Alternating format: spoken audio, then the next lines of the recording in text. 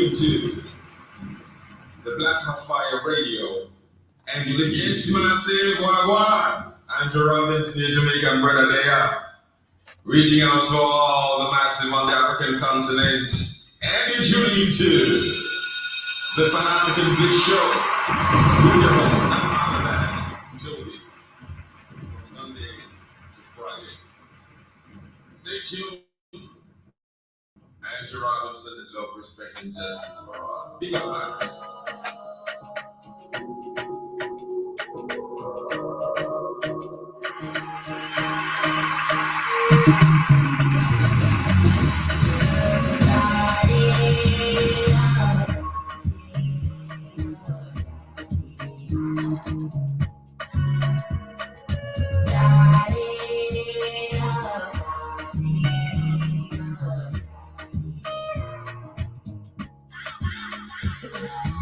I've been in my room, but I know outside there's sunshine. Oh, baby, you're my sunshine. So I steady catch it cold. You do me like I never fall in love, make me feel like the first time, yeah. A dangerous love affair. I'm gambling on my heart. I feel the love that I have. I am the one. No go come tire for me. Make it no go tire for me, yeah. I feel the love that I have.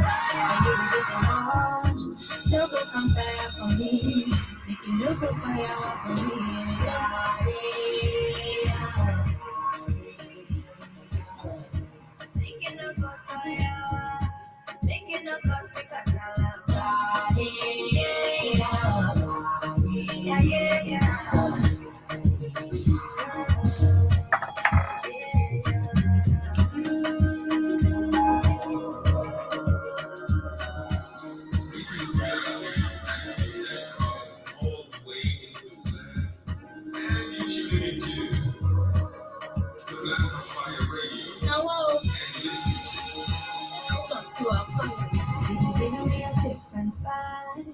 Every time I see you, my body is sorrow, even in a different time.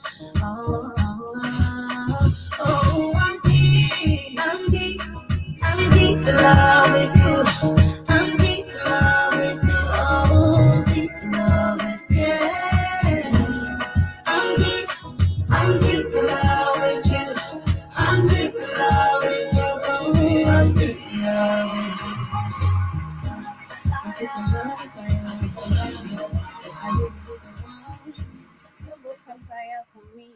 Baby, no go tire for me. Hey, that is still a savage playing right here on the Black Hot Fire Network radio station. Karibuni sana family. Hope you guys are doing amazing. Hi, John Mosquito. Hope you're doing amazing. Hope you today you come in here with the good vibes. And of course, welcome to another beautiful episode of the Pan African Bliss Show. And I've missed you. Yesterday I was not able to do my show, but of course I'm glad to be here and to have the debate that we might have missed yesterday. And of course, everything that is going on regarding the African continent and the people in it. 50 minutes past 12 p.m. Right, that's the time right here. And of course, a quick shout out to everyone who's joining through Facebook, YouTube, on Twitter. John Mosquito, once again, Karibu San, I see you on TikTok. Everyone live with us on Rumble. Those who get to catch the shows on replay, also on Rumble, and everyone live with us on the radio and on our show page. Karibuni Sana, my name is Joe Binkis here for the first time. Kindly subscribe, follow us on whatever stream you're streaming live with us from, and of course, stay connected by downloading our app, which is very easy to find on the Google Play Store. Once again, welcome and do enjoy the show, where we shall be focusing our conversation today on Niger. And I'm quite shocked to see that they are taking a step backward. So I don't want to really get to so much or push so much negativity towards what or this situation they're getting themselves into. We shall follow up and see why they have decided to take this decision. And this is why we can see that they have been approved some couple of millions, that is $71 million by the IMF. And mind you, Niger, we've seen them, of course, so far with Mali, Burkina Faso doing amazing. So I'm quite shocked to see why they are backing again, taking a step back to the same people, we know that they have been causing literally destabilization of African countries, literally, and by stealing resources through the same loans that they are giving us. But so far, we've seen, of course, again, Niger trying to make deals. We've seen them actually being also very strict on not reopening their borders. That is after Benin said that they are not going to work together unless they reopen the borders. So there is a lot of cost to question on there. Are they going to pay back the loan? What are they going to be doing with this fund? But we shall, of course, discuss that as I get to read the article when we get into that particular conversation. But we shall also talk about what is happening in Namibia, and also we have a Buganda kingdom, not the Buganda, but Buganda kingdom. That is King Mutebi too, who has actually been denied an extension of his visa in Namibia, and this comes after South Africa and Namibia have expressed literally anger after a certain Ugandan activist went ahead calling out on the Namibian system, how it operates. And talking about, again, the kingdom, of course, I'll be sharing a little bit of his video, how he has been serving, actually is the longest serving king in Uganda, and that is the Buganda kingdom, and his name is Kabaka Muwenda Mutebi too. So we shall discuss a little bit on that and see how African countries fail to understand how we need each other's help, because the king apparently is sick. The condition has not been disclosed, but it is crazy to see that at the time you're literally ill, which we've seen also with Kenya. During the time we were discussing about endometriosis, we've seen one of the patient who was supposed had a surgery scheduled in the US. The US embassy in Kenya denied them visa, and this has happened actually, and rather has been happening for the few months to even artists. So we need to discuss this. And when we're pushing for revolution again, which I have a video to share, let us focus again, like I said, and shout out to people who are waking up and understanding what is happening. Shout out to the young man, I'll be sharing his video, who talks about literally how we should understand who the enemy is. Yes, we have the puppets, but someone is actually making a dictatorship in the African continent, and we need to understand who it is. More of the coming conversation is coming from South Africa, which has reopened a new parliament. Of course, we know why, and also regarding the protest that has been going on in Kenya, what the acting inspector general has to say, and also what is happening in DRC Congo, and also what is happening also with our first lady, who has supposed to be funded 591 million Kenyan shillings, and we shall see why. So karibuni sana, those are our top discussion for the day, and I hope you guys get to enjoy the show. Shout out to everyone with us on TikTok, shout out to you tapping the screen, shout out to Masha, karibu sana, Joe Mosquito once again, and everyone listening through Facebook, on Twitter, and also on those other platforms. Do enjoy the show, and of course, back to the music. Coming back with the quote of the day, I started with Tiwa Savage, and of course, we're getting back to us still. This is Tales by Moonlight, still by her, and this is one among my favorites of her that she did release in 2021, if I'm not wrong.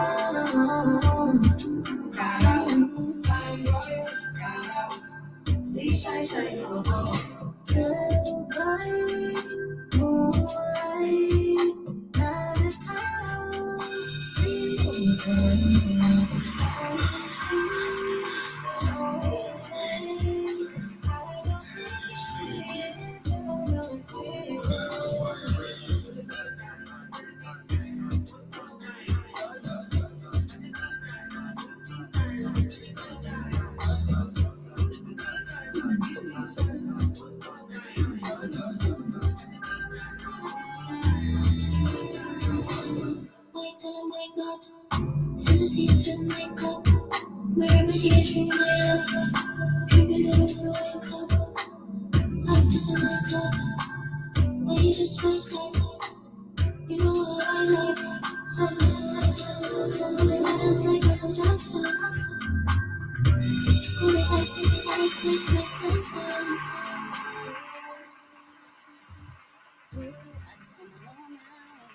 Yes, that is still a Savage with Tales by Moonlight, and of course, one of my favorite jams. Shout out to you on TikTok, Karibu Sana. Thank you so much for tapping the screen. I can't be able to pronounce the name, but I hope you're doing amazing. And of course, hope your week has been fantastic. Wishing you guys a beautiful weekend ahead. And of course, if you get time to rest, once again, like I always say, do rest. If you get time to sleep, use that time and sleep. Use that time to rest if you get the chance to, because there are those people literally who be working even during the weekend. So, and there are those people who have actually two jobs to attend, maybe during the day or during the night. So if you get the time to literally give yourself a rest, do, because sometimes the body does hit you with fatigue, and you might end up being hospitalized, and you don't want to get there. But it is 3 minutes to 1 p.m. And of course, again, Karibuni Sana to everyone who's just tuning in via TikTok, on Facebook, on YouTube, on Twitter, and also on our show page, and also on Rumble. Hope you guys are doing amazing, having a wonderful day so far. And of course, as we start the day, my quote of the day is about revolution. And this one, I'll need you guys to help me literally be able to understand what it means. I don't know what's happening with my camera. Okay, we're back.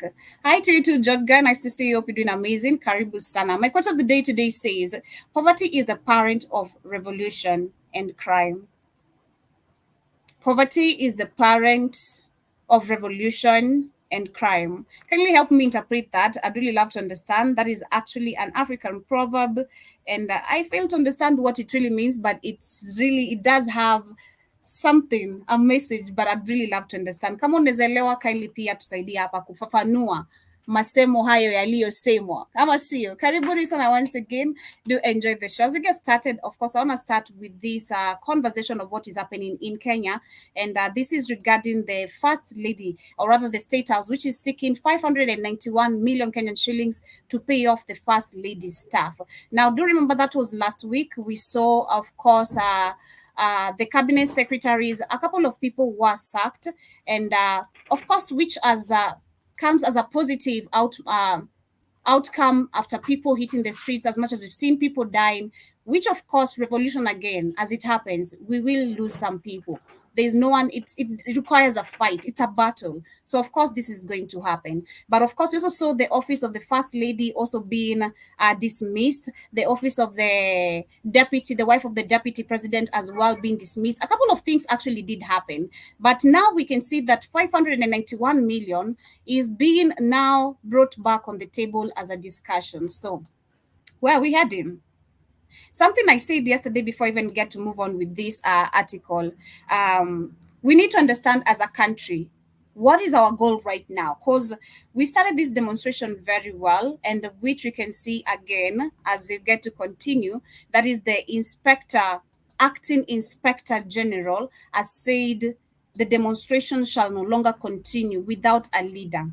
This demonstration began tribelessly, oppositionlessly, literally leaderlessly. It had nothing to do with tribes, nothing. Everyone came out understanding that this finance bill, if it's going to be passed, it's going to affect my life as a Kenyan, not as a Kikuyu, not as a Luo, not as a Kalenjin, nothing to do with tribe. We hit the first agenda, which was reject the finance bill, and it was rejected. We hit the second agenda, which we've said and we've called out, we need an auditing, which we should actually start seeing it happening. I don't know how many could happen, but we should start seeing an auditing of how money of our debt, number one, as a country, and how funds have been used in 1, 2, 3 areas or projects. That is yet to be done. Another goal we've managed to hit is the cabinet secretaries, and of course a couple of those ministers who are, dissolved, happening. But now things are moving nay. It's not yay anymore. Because as much as you can see, we've achieved a couple of goals, some things are still actually left undebated. And if you don't understand what we are or what actually is happening, then we're gonna get lost. And I'm gonna share that video of that young guy again as he talks about it and explain something I've been saying about. Because I feel like right now we've lost the direction as much as we have literally genuine people in this demonstration who mean, going outside there, calling out on Ruto must go and all that. But still, we've seen goons, and goons including our own parents, make it make sense, being paid to come and distract peaceful demonstrations. So the question I've been having, because Tuesday we witnessed, of course, some people who did go peacefully demonstrating, still their agenda is for Ruto to step down because of corruption. A couple of things to be done. But my question is to the Kenyans right now, what is our agenda? What is the goal? What are we trying to hit right now? Where are we focusing on? Because yes, we want the president to step down, but trust me, kuna consequences hatuko ready for. There's so many consequences we are not ready for. But back to where the financial bill was rejected and the effect it took after it's been withdrawn. So remember, the president said it's going to be very effective because the country is supposed to borrow 1 trillion. That is a 67% increase of what the financial bill was suggesting. Okay? And we're breaking it down and making us understand, majority of the times, these African leaders, when they borrow money, they don't borrow what is being told on the mainstream media, on the public side. They borrow double or triple the money. And this is how countries, or you'll find our countries are highly indebted. And you ask yourself, how? Where? Sharing the document of Jacob Juma, he explained very well so many things that I also personally didn't know. So many things.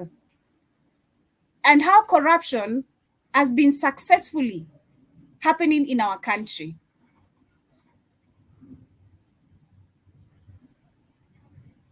So we're supposed to borrow 1 trillion. That is what it said, 67% of the increase of what the financial bill was suggesting. And now we can see that they're saying, after, of course, the office of the First Lady being dismissed and the Deputy President's wife as well, they're saying that the State House is seeking reinstatement of 1.7 billion out of 1.7 billion out of the 5 billion budget it suffered to enable it to pay staff of the disbanded office of the First Lady Rachel Ruto. The State House comptroller, if I'm pronouncing that correctly, Katu Ole Metito, that is on Thursday, urged the MPs to consider reinstating at least 1.7 billion Kenyan shillings, which includes 591 million Kenyan shillings meant for paying staff at the office of the First Lady. Number one, the question is, what was this office of the First Lady doing? What were they doing? Preaching? Because what I've seen Ruto doing, and I'm not being disrespectful, I've seen this lady just touring countries to countries preaching Injili. She was just recently in Uganda preaching to people when actually Kenyans were demonstrating and calling out her husband to step down. So my question is, what was the office of the First Lady literally doing? Ilikuwa inasaidiana nini? What has it done for the people, for the country, leave alone even for the people? Who are we paying? What were they doing? Hi, the devil with a soul. Karibu sana. That is who goes in a suit. Karibu sana. But anyway, what was the office of the First Lady doing? What were these staffs doing? I didn't even know there were staffs, because unless you guys knew, but personally I didn't know. This is something new to my site. But they also adding that despite the disbursement of the office of the President William Ruto as part of the ancestry measures following the rejection of the Financial Bill 2024, Mr. Ole Metito told the MPs that the staff had running contract, which the state must honor. Mr. Ole Metito, while appearing before the Committee on Administration and Internal Security over supplementary budget estimates, said some of the staff at the office have 3, while others have 5 contracts running and must therefore be compensated even if the office was disbanded. And the people had contracts, and stopping them like that would attract legal consequences. The question is, what were they doing? What was the office of the first lady doing? What were these staffs doing? This is bullshit, and this is a way of them that are trying to actually steal more money, because the question is, where is these funds coming from? Where are the funds coming from? Who's going to give them the money? That is a question too you should ask yourself. This country with the debt we have, where are you going to get this 1.7 billion you're requesting that you're saying was supposed to be part of the financial bill 2024, but due to it being withdrawn, the effect is going to cost us this and this? What were they doing? We need accountability, not bullshit of talking. These people, actually, we're not going to give these people another chance. Kenya, there's no way we're going to back down again. We cannot give these thieves another chance to keep on stealing money. Because this is doing what? Ama unless mimi ndo maybe sikukuwa naona injili ndo nimeona. Benny Hinn is what I've seen, the first lady and the second, the wife of the deputy president, bring into the country. And this guy was paid billions of money for performing fake miracle.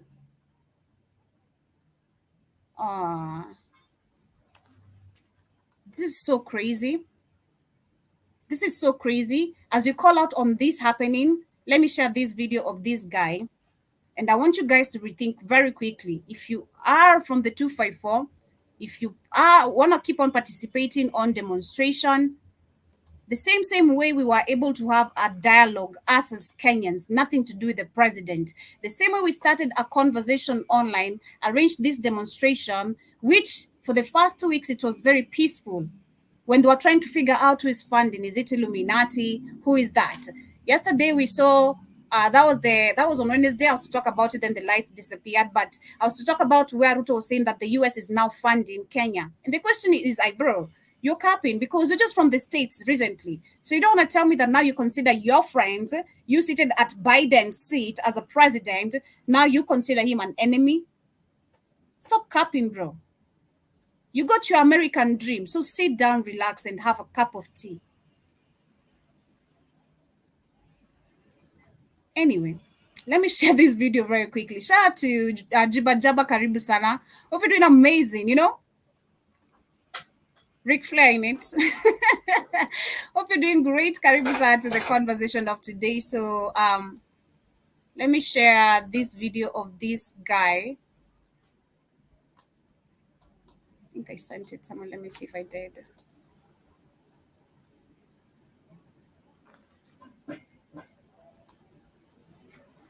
Okay. Just a minute, kindly. Let's see.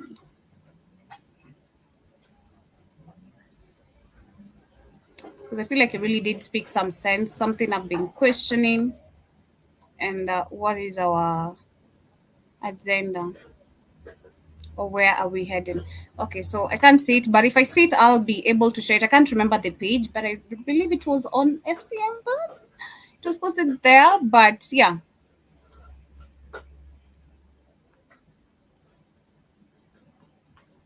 Okay. Yeah, so I can't find it, but I'll be sharing it maybe later if I'm gonna manage to get it, because that guy really had a really good question, you know, where are we really heading from here? Anyway, I'll share it later if I find it. But anyway, yeah, we should just redo everything, reconstruct everything, and tujue tunaelekea wapi. Tusiende tu kwa streets bila mpango. That is what I'm trying to say. Let us not go to the streets bila mpango sai. You can see literally the politicians, Ruto included, these people they're willing to just shoot and kill. And now children are getting on the line. That is the effective part of it. That is where my biggest worry comes in. Children are getting literally affected by this. Children who are just minding their business, you know, and even people walking on the streets minding their business, not even part of the demonstration. So everything has to be redone, but it's not, I'm not saying we should stop. Let the chat continue online. Let us continue arranging. Let us continue restructuring, but it shouldn't stop. Bashar, once again, to Jibajaba Karibu Sana, he says, Joby, you looking fly today. Thank you. And also saying, I'm digging that hat. You go ahead. Thank you. I appreciate it. And I also see you saying that they should be made to pay back for the fraudulent wages. Exactly. You can't keep on asking for more funds. Why don't you use the funds that you've stolen to pay the debts? Because this first lady was already getting funds for doing nothing, and her staff for doing what? What walikuwa wanafanya nini? Cleaning the Bible or what?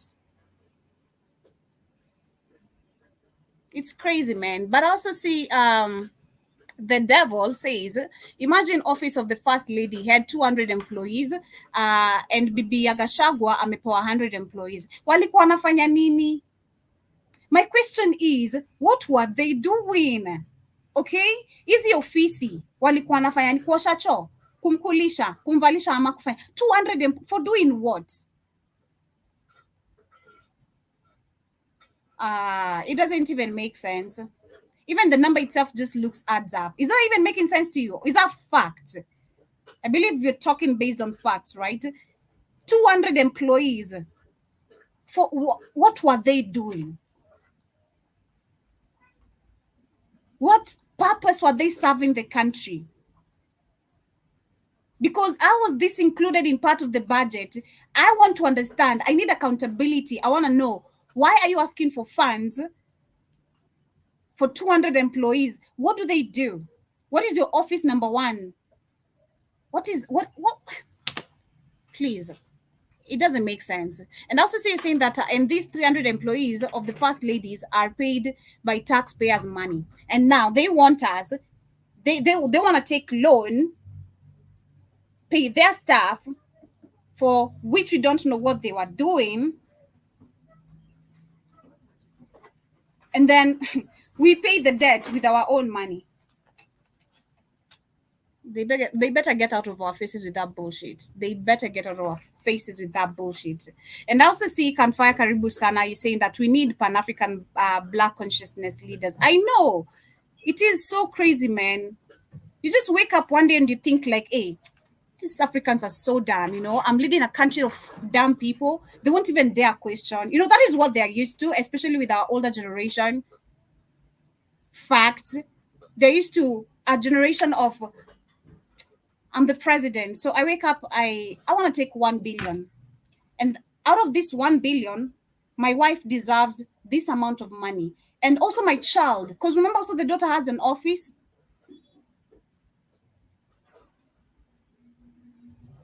And they're used to people not questioning this. Because we're supposed to believe everything the mainstream media brings to you, which is nothing but lies. Well, Kaituapo, you're waiting for news. And whatever the news feeds you, that is what you should believe. It is true. You're not allowed to question. You're not allowed to actually know the facts. And if you try to know the facts, you're a conspiracy theorist. That is the term they came up with, You are a conspiracy theorist for speaking facts. Now, facts are conspiracy theories. It is so crazy, man. It is so crazy. It is super, super insane. But as you get away from that, I don't want to dwell on Kenya so much. The country is just, I believe we're heading towards the right direction with whatever we have started. That is what I'm going to say. And the Inspector General, what he had said as I get to move away from all that, the office of the First Lady, what I'm going to say is that Kenyans should not allow this to be passed. No MP. I don't know who MP, which all these MPs actually pay a water. They should be checked on. All of them. We need everything to be redone in this system. We have a lot of nepotism, corruption, a lot of bending over. Vitu too mingi for people to be given a true pass to be sitting on those seats. We need everything redone. Everything. Because which MPs right here are being told to? Mr. Moteto said they should consider. We refuse. We refuse. But the Inspector General earlier did say, that was yesterday, that is that the police in Kenya have banned protests in the capital indefinitely, citing a lack of leadership that would ensure peaceful protest. In general, what they're trying to say is that they need, of course, us, the peaceful demonstrators, to be led by them, so they can find a way of blaming again the protests, which already they had been doing even without a leader. So please, F with the bullshit, man. You're not dealing with children. That's just the truth. I really hate the fact, one thing that really just gets, I really hate the fact they've seen the Gen Zs as children. And that is just the baddest thing they did. Like, you're assuming these people, you're dealing with children. You're dealing with adults. I have a goddamn ID. I know what taking a voter's card is. I know the difference between right and wrong. So I'm not a kid. And I know how to read. Okay? Unlike the generation of our parents, which grew up not being given education, especially the women, or because you're not supposed to have it. We're not that generation. We are not. We hit the school as much as they used to suck. We hit the school. We hit the class. We understand reading statements. And we are connecting the dots. So they better deal with that. And I also see the devil says, I remember Margaret Kenyatta used to do many projects that helped the society and nation at large. Well, yeah, I'm not going to speak much on that. I'm not going to speak much on that. You know, I'm not, it is true, but at the same time, we know the Kenyattas. Come on. We know the Kenyattas better. Let's act like we don't know. And also see Jibajaba says, off topic, were you affected by the worldwide internet outrage? Today, CloudStreak updates the Microsoft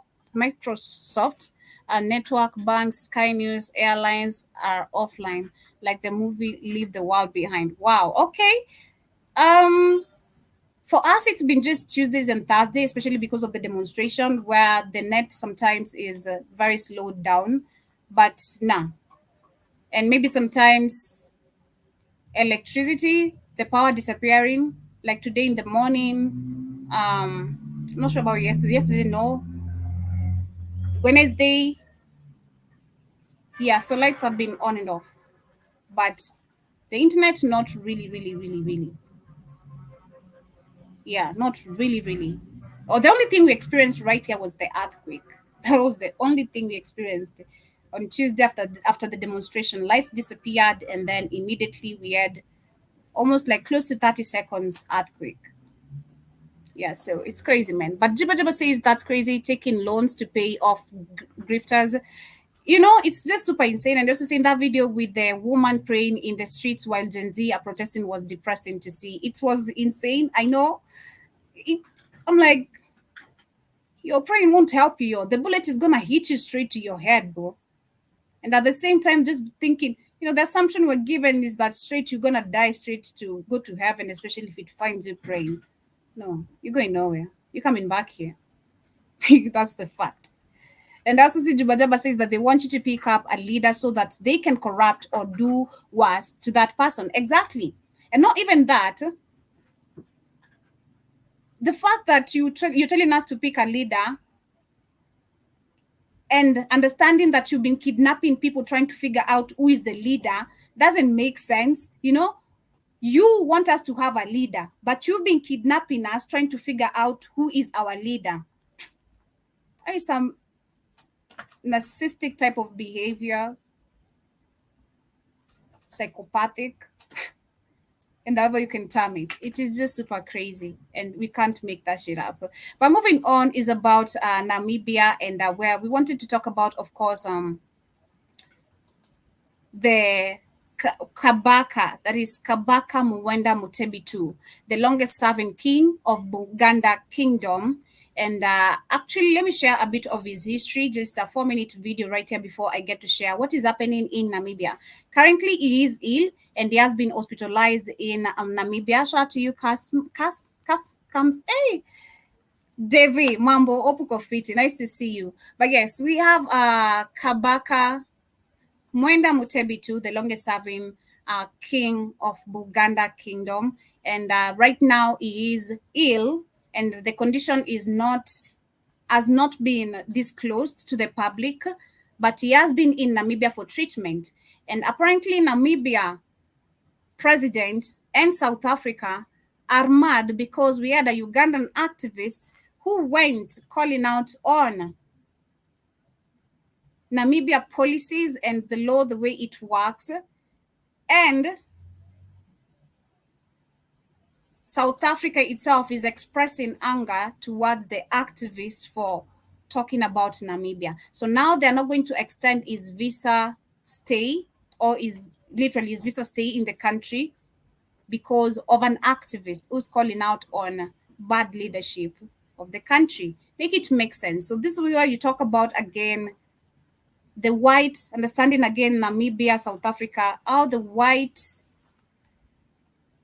supremacy is so effective, even to simplest things like cultures. And speak about culture is where you're supposed to help each other, especially when one is sick, And that is what I believe Namibia was trying to do. But now we have the white people who are intervening in this and trying to deny actually connectivity of African people, if that makes sense.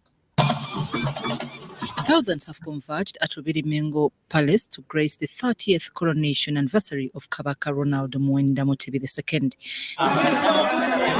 Different leaders from different social, cultural and political attachment graced the 30th coronation.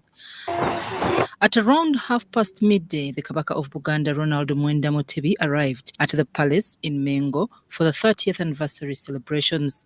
Kabaka was welcomed by his subjects amidst cheers. As a culture norm, Kabaka was carried shoulder high by members of the Mbogo clan and taken around waving to his subjects. During the 30th anniversary commemoration, Kabaka Mwenda Mutebi II later addressed his subjects. Kabaka Ronald Mwenda Mutebi was concerned over the increasing number of youth leaving the country for modern-day slavery. Literally, because during our kingdoms, nothing like that could ever happen.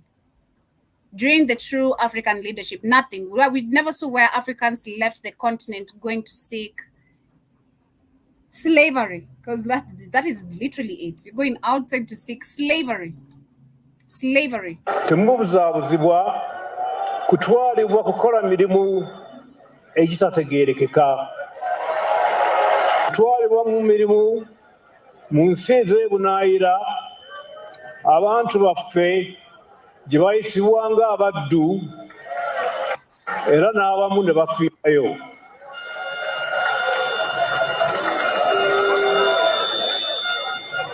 Abo ababatwala okukola ebweru tebalina kirungi kyonna kibabaagaliza. He says the kingdom will continue to work with government to ensure implementation of projects that solve unemployment.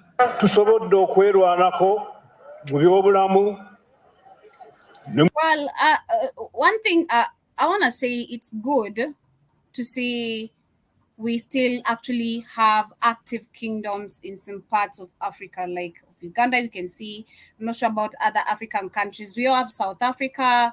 I'm not sure about the kingdoms that's still there, but I believe we still have kingdoms there in South Africa, right? And other countries, if I'm not wrong, African countries, just that the fact that maybe we don't see about it because historically it's rooted to back who we really are, how our leadership was all about. So if I try to look at today's kingdoms, because on that video actually he speaks about where he calls out Museveni to work so hard and bring back the stolen artifacts that belonged to that kingdom. And if you try look at most of the kingdoms, even including, we do have kingdoms in most of the African countries, because this is why we still have the reclaiming of artifacts that were lost, literally, in majority of the countries. But we have countries like countries like Ghana, where we've seen Nana Akufo-Addo being loaned back what truly belongs to them. In Uganda, I've not seen any artifacts that have been returned, maybe a few. And of course, the ones that managed to come back to their countries, the original places, they come with demands or commands or expectations. So I feel like the current kingdoms we have in Africa, what I'm trying to say is that they're not really, really genuine. They're not really the way they used to be, the true African kingdoms we had, the way they were, the leadership was, the policies, everything the way it applied, which was rooted to back to our culture and traditions. I feel like today's kingdoms that have remained are so corrupt. Like they have been hit by the white supremacy. Not wholly, but I feel like some of the things, the way they do work, some of the conditions they have to live by, it's kind of just indoctrinated. That is the right term I'd use. I feel like the kingdoms have been snatched as well. We no longer have true leadership, true kingdoms in Africa. Somehow they have managed to be touched or tapped by the white man. Maybe you can correct me if I'm wrong. It's all about learning. Shout out to John Mosquito once again. Says nice outfit. Thank you so much for the compliment and welcome to the conversation. Shout out to Sam Maxi. Yeah, Sam Maxi. Yeah, I hope you're doing great. Hope you're doing great. Karibu sana to the debate as well. But moving on again about what, of course, brought me to knowing about Mutebi, the king of Buganda. He is in Namibia, and they're saying that the Namibian government has refused to a request to extend the visa for a Uganda king who has been getting medical treatment in the country since April. And King Mutebi II of the Buganda has been receiving treatment for an undisclosed condition, and the center where he has been staying requested his visa extension earlier this month, but in response, the International Relations Ministry said Namibian immigration law provided a maximum stay of only 90 days in a year to foreign citizens. And I'm like, if you try to look at Namibia itself, bro, you have more foreigners that you can even talk about. You have more foreigners, and I was just discussing about Namibia's free system of education that was this week, and we're trying to see who are really benefiting from this. If you try to look at most of the Namibians, they're living in poverty. And I'm not talking about the whites, who are the minority actually. So you can't actually talk about your fellow African people. It's so sad that we've been miseducated. This is why I'm talking about when we talk about kingdoms, because this is a system that should be able to educate generations of who we are, how we used to live, how we should help each other as African people. And a king, I believe, is someone who should be treated, leave alone our president. A king is someone who should be treated with respect. So it's so sad to say that, they're saying that foreign citizens. Historically, Africans used to travel everywhere, right? We could seek medical help from each other, we could help each other. But right now, it is so impossible because of the white borders created bullshit. They're also saying that this comes weeks after authorities reportedly expressed displeasure over protesters by Uganda activists at Namibian diplomatic missions. And they say, and I quote, "Having checked the records, I wish to inform you that the request for an extension is declined." The Ugandan envoy in South Africa said recently that Namibia authorities were unhappy over the harassment of their diplomatic officials regarding the king's stay. In May, there were protests of the Namibian High Court Commission in the UK, with Uganda demonstrators demanding transparency over the king's extended stay. They wanted Namibia to disclose information about the king's whereabouts to put to put to rest as suspicious that he had been kidnapped. The Namibian government then referred the matter to the Buganda traditional authorities, and 2 weeks ago, Buganda traditional chiefs traveled to Namibia to seek the truth about the king's health, sparking diplomatic concerns and rebuke from Ugandan's President Yoweri Museveni. And I quote what he says: "I request all the Ugandans to stop embarrassing Uganda," that is Museveni, by opportunistically trying to show how much they are for the Kabaka king. I mean, people love who they love. And that's the problem again when I'm talking about how kings do deserve their own respect more than the president. Because there's a president talking shit like this about a king. There's so much lack of history in Africa. This is so crazy. Actually, Museveni should be the number one trying to find how these issues of borders can be dealt between the two countries, Namibia and Uganda.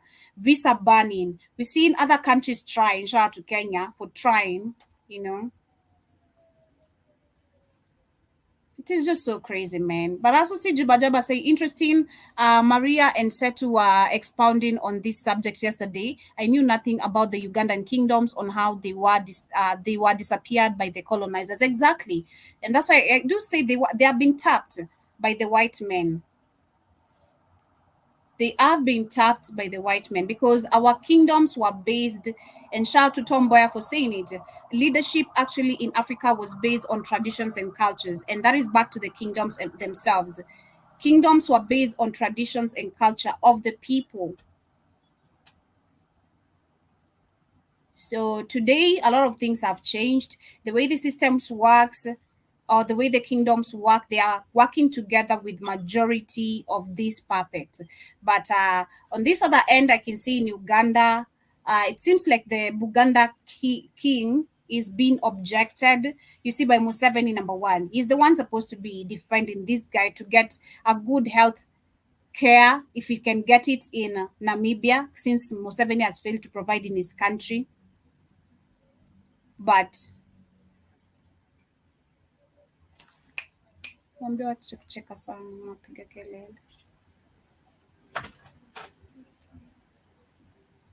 yeah, so it is so crazy. It is so crazy. But we do have kingdoms in every country, you know, right? But we have in Uganda, in Ghana, in South Africa.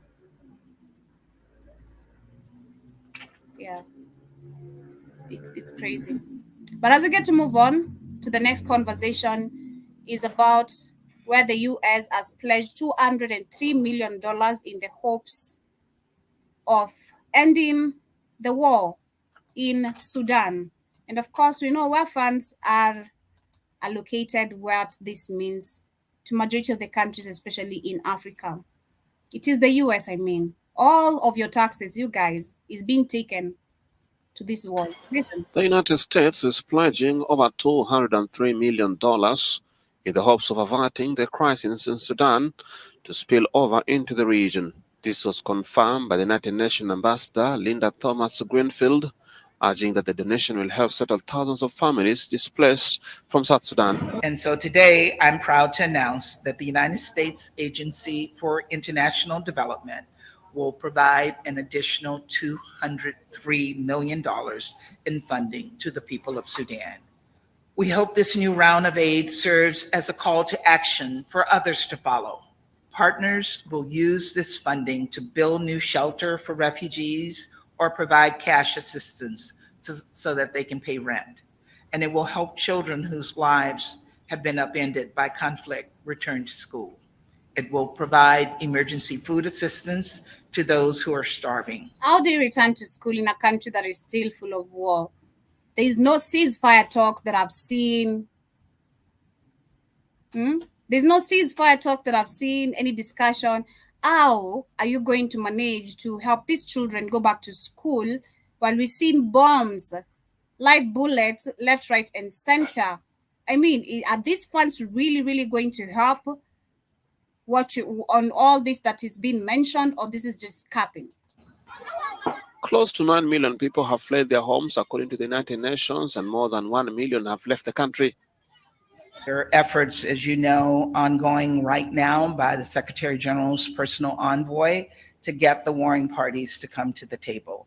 And my call is for those who have influence on the warring parties to press them, to urge them to come to the table, because until they come to the table, the people of Sudan will continue to suffer. There is no military solution to this situation. The UN is seeking $2.7 billion in funding, but has so far received $155 million, or 6%. Well, that is what is going on. And for me, this comes with a whole lot of questions. And I see funds being, coming to Africa, especially where there's wars. You don't know if this is more ways of them bringing weapons, continuing their stay there. It's just a whole lot of questions. Because if you talk about the displacement of these people that they're claiming they're going to help, majority are in Uganda. And I did talk about that a couple months ago, where Museveni and the country was trying to give us the number of refugees who are in their country from DRC, from Sudan. We have so many Sudanese, even right here in the county I stay. Literally in Kenya, because I've grown up with a lot of Sudanese too. So shout out to the US, and shout out to our African puppets. I just hope they won't manage to divide this country the way they really want to. We can't allow Africa to be split more than it is already split. We can't. We need to find ways actually on how we can get rid of these borders. This is why I'm so disappointed to see a country like Namibia and Uganda failing to work together, failing to literally find a way how you can get rid of visas. You can help each other trade, help each other, those who can find better cure in your country. And it's just so crazy. But I understand that's how the system has been set, but it is sad. But the system is changing. Shout out to Ikan who says, no, Joby, the people from the kingdom is interrupting the process from abroad, and that's it. But they need to close their mouth. Okay. All right. You think so? That's why I said, okay, for me, what I've understood from this Buganda king, Mutebitu, Museveni seems to be against him. Okay?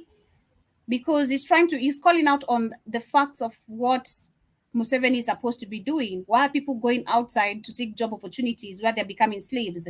Why haven't you been able to create job opportunities in your country?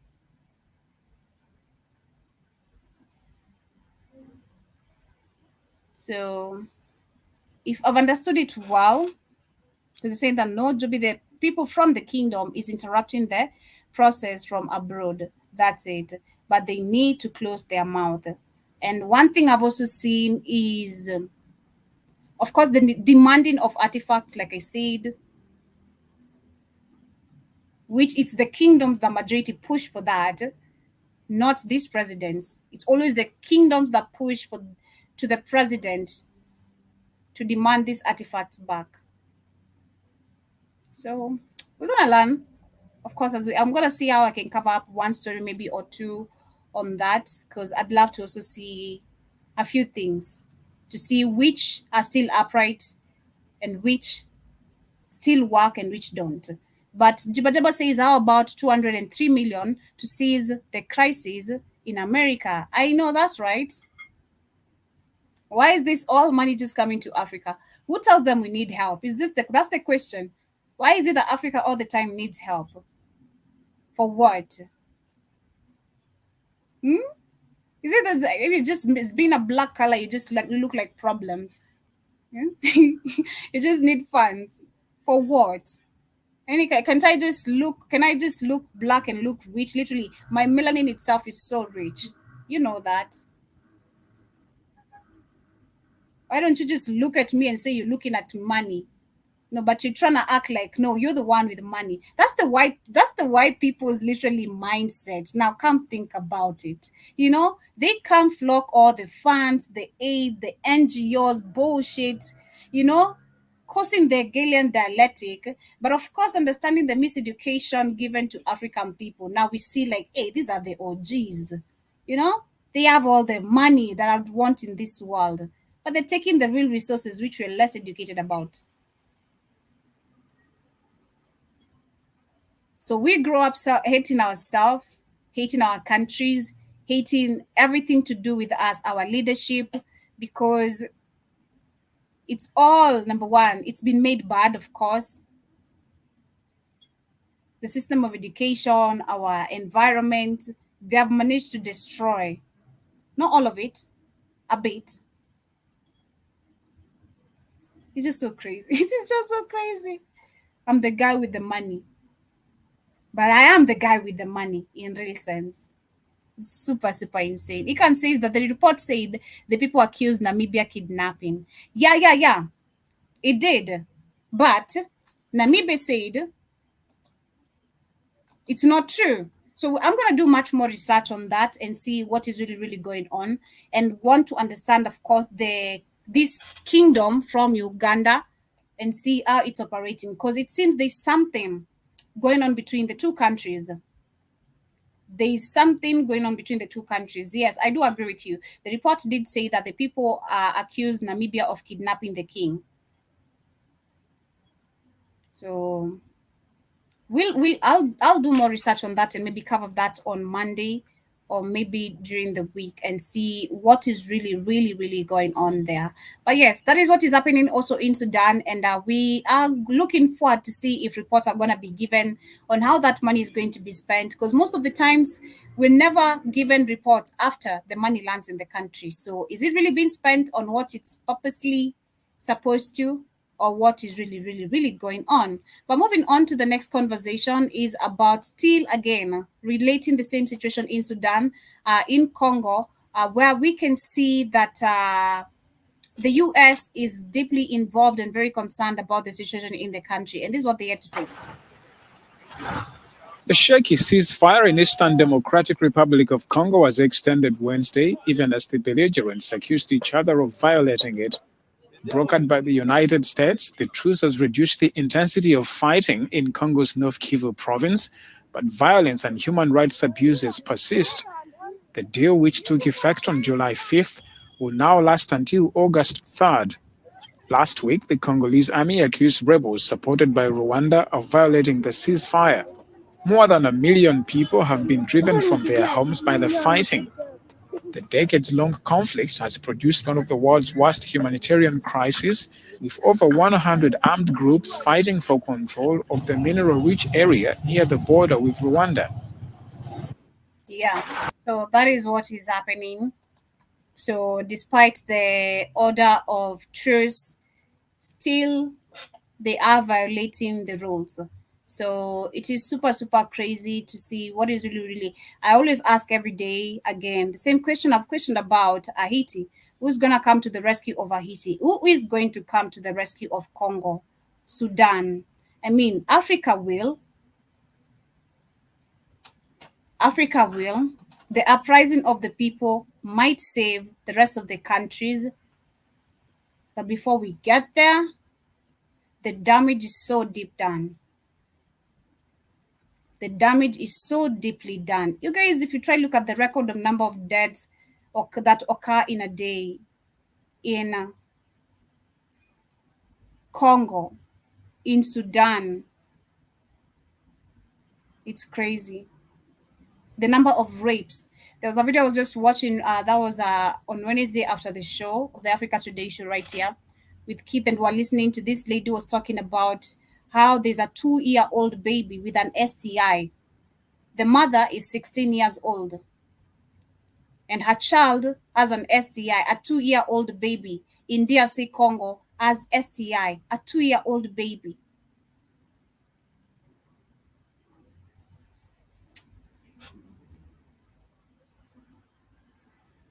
This is, I don't even want to talk more about that. It's so crazy. White people will pay for all this. White people will pay for all this. They will pay for all this.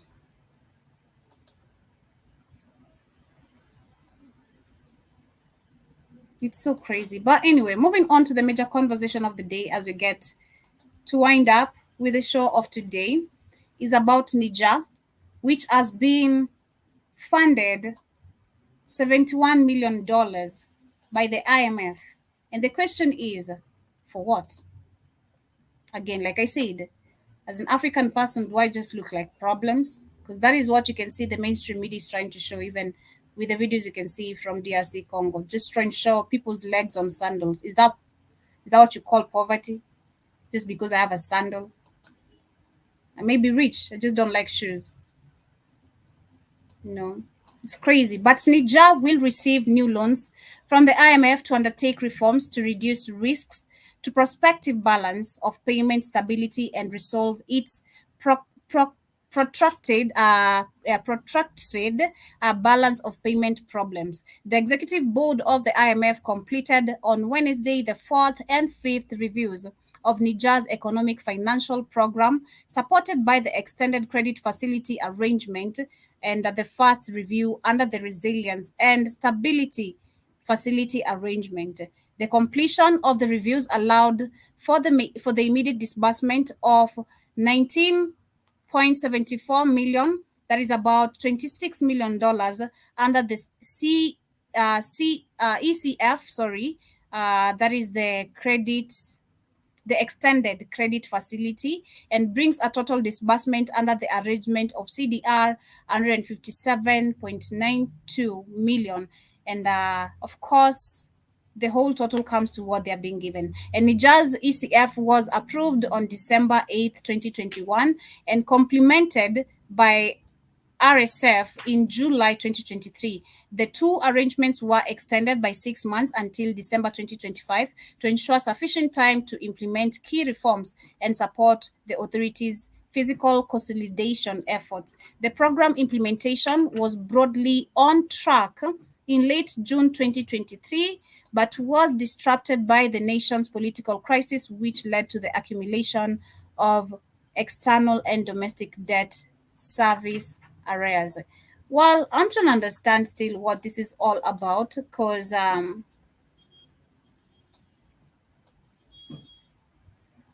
trying to understand what this is all about. I don't know if you guys are on the same page, but I see Jibajaba says probably contracted it at birth, and you're saying either way it's depressing and heartbreaking. It is. It is. I don't believe you can contract STI through birth. Can you? No. I doubt, Jibajaba. Let me check. I believe HIV, yeah, but STI? Can you? I doubt. Oh my God, that goddamn. I feel for that child. Through birth. Some STIs such as syphilis cross the placenta and infect the baby in the womb. Damn. And other STIs like gonorrhea, chlamydia, hepatitis B, and genital herpes can pass from mother to the baby. Man. Mm-mm. Mm-mm, mm-mm. Mm-mm. Mm-mm, mm. Uh-uh. I'm very uncomfortable living in that situation, man. I'm really, really uncomfortable. I'm feeling all types of things in my body right now. Because what? No. I just feel for the child. I really feel for the child. But back to Niger. Kindly do write down on the comment section if you have understood what this loan is all about. Is it them completely getting rid of loans, or are we taking more loans? Are we taking a step forward or a step backward? That is my question. under the IMF situation? Are we taking a step forward or backward? Niger, that is my question, because I'd love to really, really understand. But anyway, family, that is where we wrap it up with the conversation of today. I was to share the video of that guy who was talking some sense regarding this demonstration and how we should rethink everything. But I can't see his video right now. But in case I find it, I'll share it maybe later on the rest of the shows. But he spoke some sense. Yeah, he spoke some sense. If I find the video, I'll share it later, and we see if anyone in Kenya can be at least a little bit educated about what is happening, how we need to refocus and everything. But much love, family. Asanteni sana for tuning in. This has been the Pan-African Bliss Show. I'll see you guys on the Rhythm Scripture, and thank you so much for tuning in. To everyone live with us on Twitter, who has been there from the beginning, everyone live with us on YouTube, the silent listeners. Jibajaba says, yes, you can. Yeah, I have seen that. It's crazy, man. That's disturbing. If that's disturbing, bye. That's also disturbing. I don't.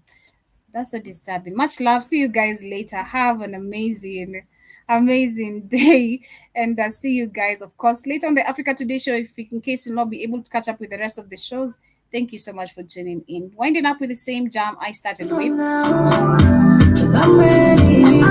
Have a good day. Ready for ya. I'm ready. Ready for ya. Ready for ya.